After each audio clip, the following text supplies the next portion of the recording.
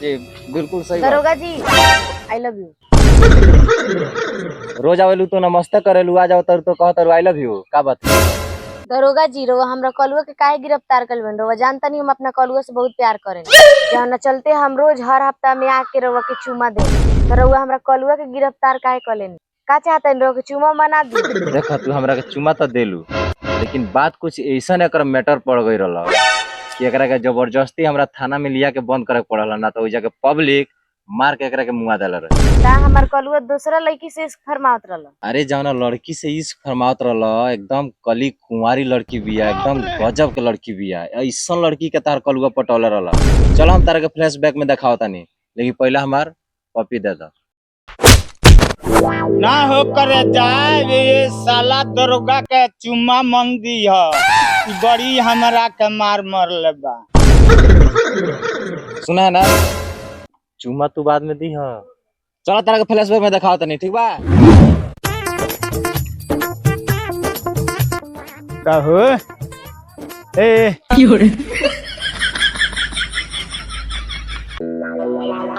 कहो ना तकबू अरे छो कहो तंदेबू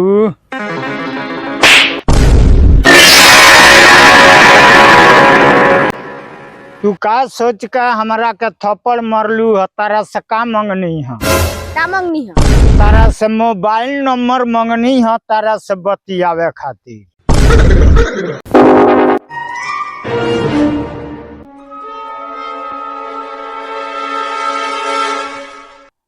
रउआ हमरा से का बतिया? हम बुढ़ा गइल बानी त। का हमरा के बूढ़ कलू ह? अरे हमार देहिया नु बूढ़ भइल बा, हमार मानवा जवान बा। हे बूढ़वा से एक बेर प्यार क के देख, ए देहिया में बड़ा जान बा। तारा में का देख के कोनो लड़की तारा से प्यार करिया सकी? हमरा के चलल बड़ कहे। का हमरा के कहतारू? हमरा 100 बीघा जमीन बा सिंगापुर में, हमरे नाव होला बाबा। जानतारू हमरा यही कैलेंडरवा पर करीबन 5000 लड़की लोग मरेला, लेकिन हम केहू के पसंद ना करीले। हमरा केहू अच्छे ना लागेला।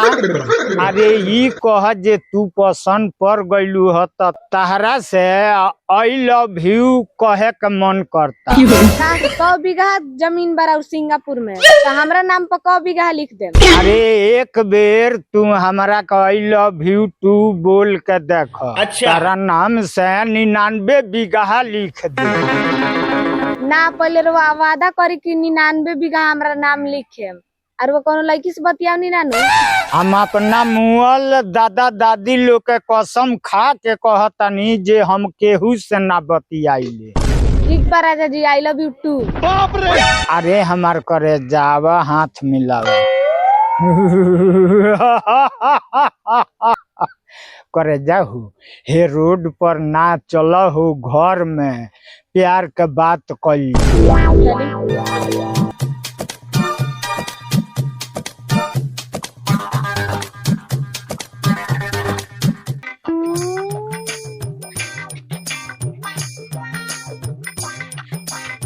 करे जाहू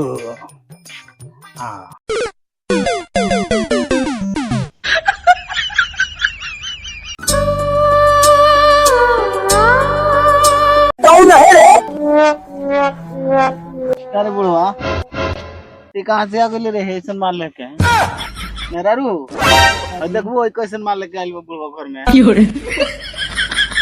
ए मर्दवा धीरे से बोल, अपने हम पटा के लिए आई जान। खाली आइल बा हमरा घर में। तो अबे हम लेके